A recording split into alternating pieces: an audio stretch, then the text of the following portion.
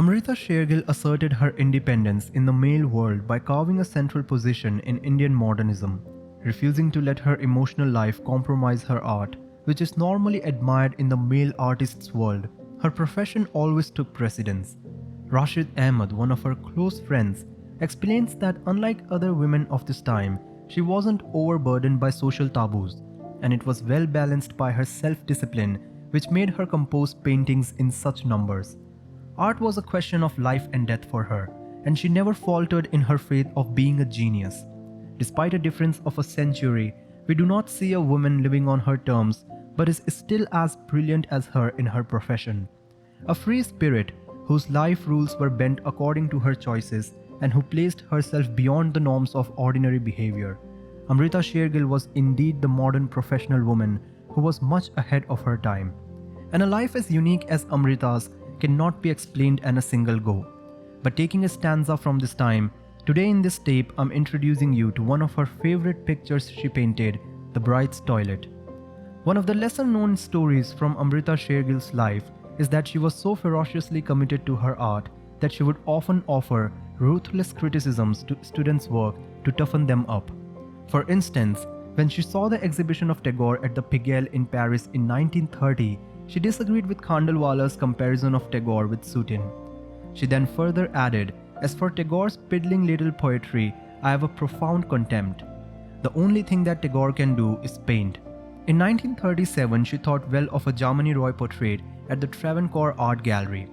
Partha Mitter in his book explains, her most devastating criticisms were reserved for the Bengal school because even in decline, its historicism defined artistic nationalism, which she needed to demolish in order to establish her own artistic authenticity. She declared the Renaissance in Indian painting led by the Bengal school was responsible for the stagnation of Indian art. What she wanted to see is the art of India, produce something vital connected with the soil, yet essentially Indian. To keep up with this thought, her paintings underwent a change in their theme, spirit, and technical expression. She composed the poor lives of the Indians during the British rule and those silent images of infinite submissions and patience to depict their angular brown bodies is strangely beautiful in their ugliness, to reproduce on canvas the impression their eyes created on her. This was because she wanted her art to be Indian, a thought little to no artists have, and this was one of the points that describes the story of her choice of subjects for her later artworks, including the bride's toilet. The painting Bride's Toilet was composed during the last few years before the unfortunate death of the artist. In this action-filled 7 years of 1934 to 41, Amrita had a vigorous painting career. From meeting prominent Indians to making trips to the ancient monuments and Ajanta, Amrita's life was taking turns. After her visit, especially to the Ajanta, she started a new phase of work in Shimla. Starting with the painting Girl with the Pitcher, Amrita showed two dark figures in burnt earth colors against a liminal white background. To Carl, she wrote, "In spite of the girl's flaming red skirt, acid green bodice, and the yellow flowers in her hair, the figures are almost silhouetted against the background, an effect I have long been trying to achieve without much success till now." This effect was well displayed in her paintings The Bride's Toilet and Brahmacharis, two of the most important works of Amrita Sher-Gil from 1937.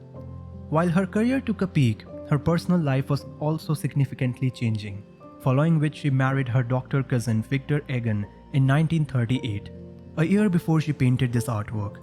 Amrita always aspired to capture the romantic vision of rural India that was not captured before by any woman artist.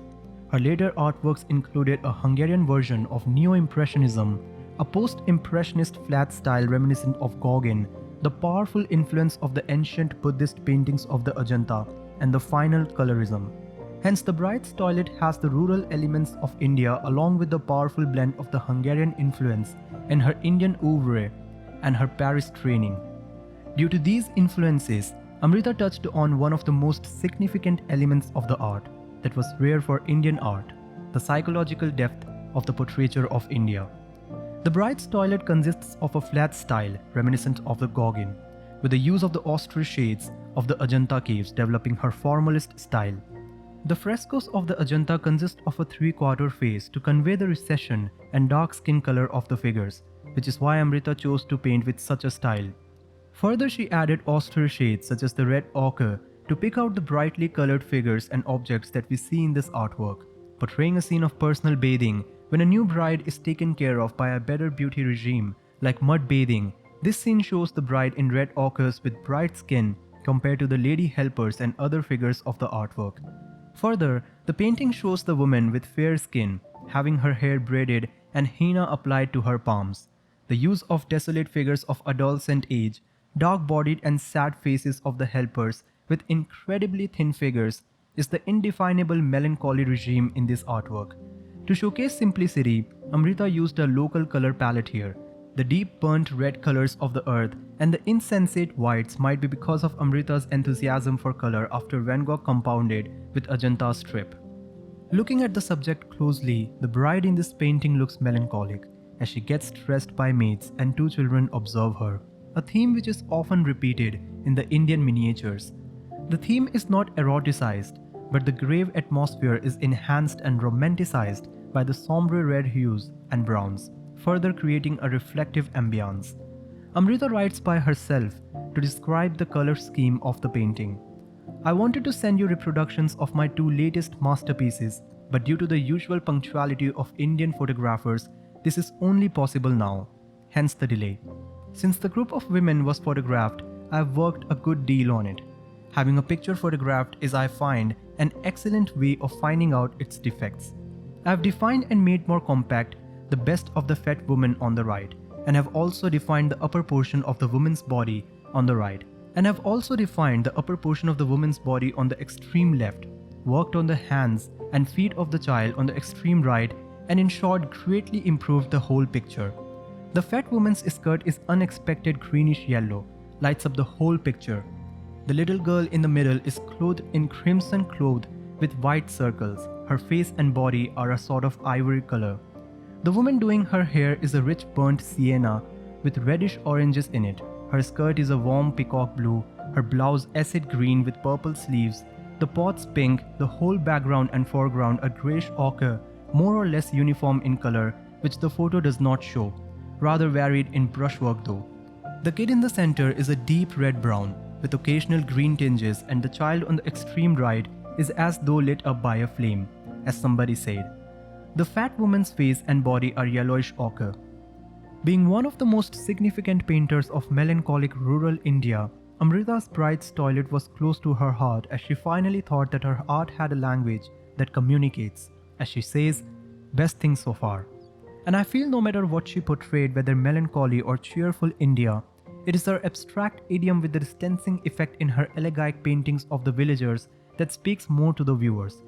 Though immersed in daily activities, she shows the impassiveness of the figures to give an impression of the state of equilibrium and immobility. And we finally understand the woman's perspective of the old society, a rare aspect.